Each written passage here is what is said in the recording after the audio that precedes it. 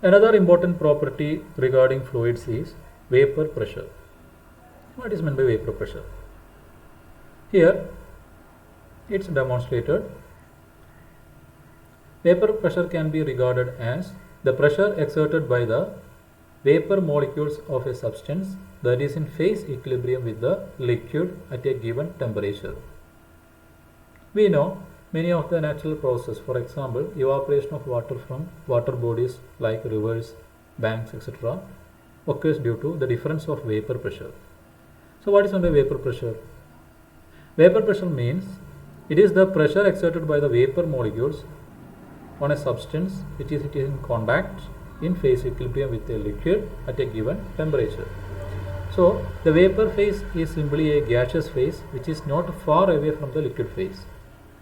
That means consider a pan of water placed on the electric stove. So when we switch on the electric stove, the pan of water gets heated up. The temperature will reach 100 degrees Celsius at atmospheric pressure.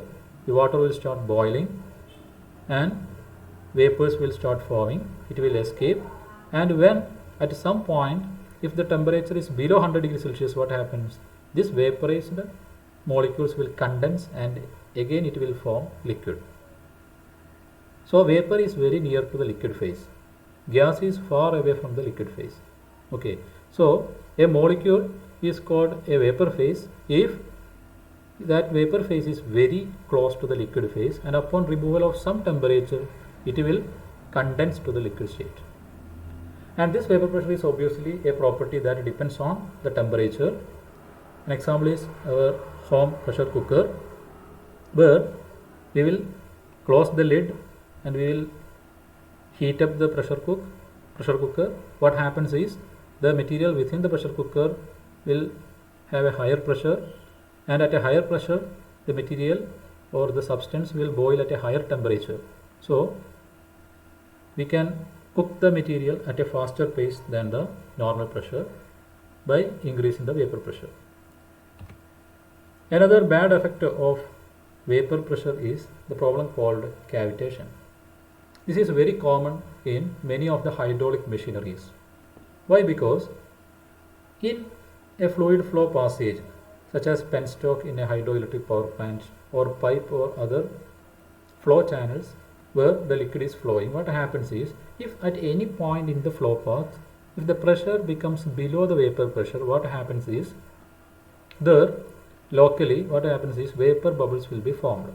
These vapor bubbles along with other liquid molecules will be carried to other locations, and as a whole such vapor molecules or bubbles formed at various locations will collapse at some point and will generate high noise, vibrations and high pressure waves, and that will obviously damage the equipment and it will cause cavitation.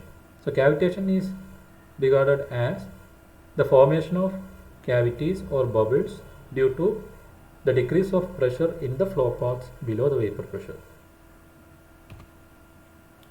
Next important property is surface tension. Surface tension is basically due to the cohesive forces between the molecules of a liquid. Let us see a container having some liquid in it. The interior molecule is having molecules present all around it, and hence there will be attractive forces acting in all the directions, which are called cohesive forces. But in the case of a liquid molecule at the surface, what happens is there is an imbalance of forces happening because there is no molecule present at the top. So due to this, the upper liquid molecule will be in a stretched position and act as a stretched elastic membrane. And due to this cohesive forces, what happens is this upper layer of liquid can support small weights over it. Just as demonstrated here, an insect can easily float over the surface of a liquid. Another example is a blood drop forming a hump on a glossy surface. A soap bubble released into the atmosphere will shape into a spherical form.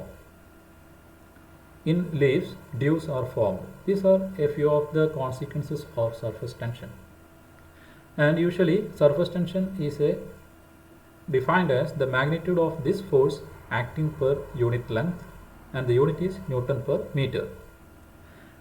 The surface tension of water in contact with air is 0.076 Newton per meter at 0 degrees Celsius, and this surface tension value will be different for water when it is in contact with some other fluids, say nitrogen, say helium, etc.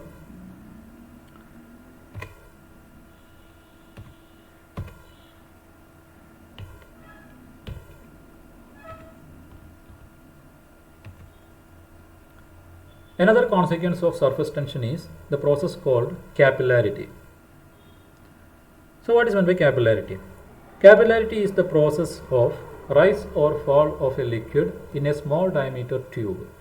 It is very commonly observed in kerosene lamps fitted with a cotton wick. Let a cotton wick be dipped into the kerosene lamp container or reservoir. What happens is, due to this small diameter tube and due to surface tension from the reservoir, this kerosene will go up. This is effective only when the diameters are below 10 mm. The reason is, as we discussed earlier, there is surface tension force acting at the surface of all liquids, and this surface tension force will be parallel to the surface. So when this liquid is dipped, so when a glass tube is dipped into this particular liquid reservoir, what happens is, there is this surface tension force acting that will cause the liquid molecules to rise to some height or fall to some height depending on the property of that particular liquid, and hence there is a net upward force acting here, and it will be opposed by the weight of the liquid above the reservoir. So there is a balancing equation that we can write down, given by W equal to surface tension force. As we know, here we have a surface, and on this surface, along the surface direction, there will be surface tension force acting, and its components in the upward direction will balance the weight W in the lower direction. So until this balancing happens, this particular liquid will rise through this glass tube only if the diameter of the tube is low. Let us write down the balancing equation. W equal to F surface. W is the weight given by specific weight into volume. Specific weight is rho g. Volume is the volume of the diameter tube, which is pi r square h, where r is the diameter of the, r is the radius of the particular glass tube, h is the height through which the liquid rises in the tube. That is equal to the surface tension force component in the vertical direction. So we know there is 2 pi r is the circumference into sigma s cos phi is the component of surface tension force acting in the upward direction. So we can get the expression for the capillary rise, h equal to 2 sigma cos phi divided by rho g into r, where r is the radius of the tube. All other parameters are constant, which means the capillary rise depends only on the parameter r, that is the radius of the tube. So radius of the tube, as it decreases, the capillary rise increases, and that's why thinner the tube, greater will be the capillary rise or capillary depression. Also see that in case of water, when it is in contact with a glass tube, it will rise in the tube, but when mercury in contact with the glass tube, it will dip, as shown here. This is why, because water can wet the surface, but mercury cannot wet the glass tube surface. Okay, and that's why this mercury is depressing, as shown here.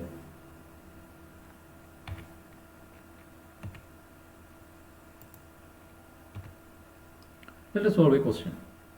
A 0.6 mm diameter glass tube is inserted into water at 20 degrees Celsius in a cup. Determine the capillary rise of water in the tube. So it is given that there is a glass tube having a diameter 0.6 mm. So as we said earlier, this particular diameter is below the 10 mm as mentioned earlier. So there is probability that capillary rise or depression can occur in this particular glass tube. And it is inserted into water at 20 degrees Celsius in a cup. Determine the capillary rise of water in the tube.